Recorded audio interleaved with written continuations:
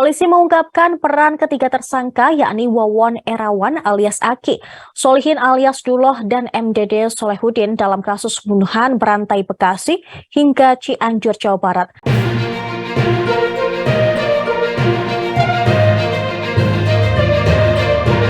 Kabid Humas Polda Metro Jaya Kombes Polisi Trunoyodo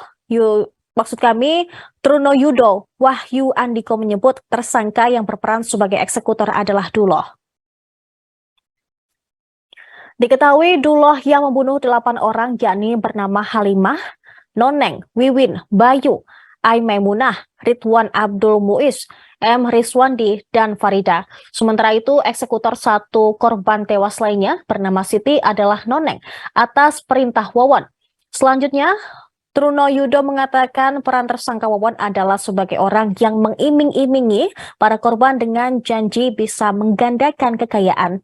Tersangka lain yakni MDD Solehudin disebut merupakan berperan ikut serta dalam tindak kejahatan tersebut.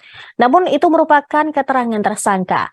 Pihaknya masih terus mendalami keterangan DD Solehudin, termasuk mendalami soal aset ketiga tersangka pembunuhan berantai ini.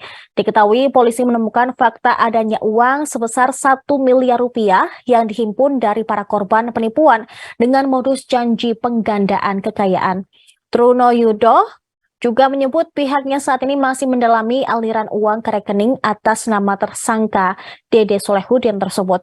Atas dasar tracing aset tersebut nantinya akan terbongkar praktek penipuan yang dilakukan Wawon CS mulai dari kapan.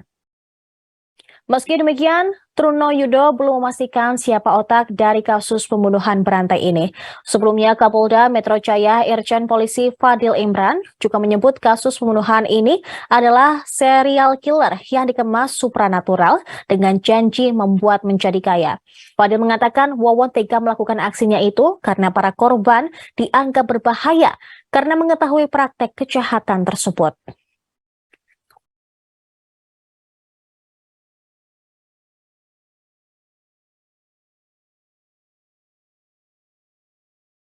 Partner in crime dalam suatu kejahatan ini kan ada 3 pelaku ya saat ini. Yang jelas Duloh sebagai eksekutor. Ya. Kemudian Aki atau Wawon ini bagaimana mengiming-imingi, menjanjikan, mencari para korban sehingga mau menyerahkan barangnya. Sedangkan Duloh sendiri ini tentu dari keterangan tersangka yang ada 2. Tentu nanti harus pendalaman kepada tersangka atau pelaku DD sendiri. Ini yang mengetahui dan juga turut serta atau bahkan juga sementara ini adalah mengetahui tentang keuangannya juga. Berpotensi untuk nambah pelaku nggak sih Pak Kabid? Penambahan pelaku, korban, tadi saya sampaikan penyidik bekerja masih melakukan proses ini, belum selesai ya. Baik secara teknis, prosedur, dan saintifik. Justru itu kita juga menghimbau kepada masyarakat.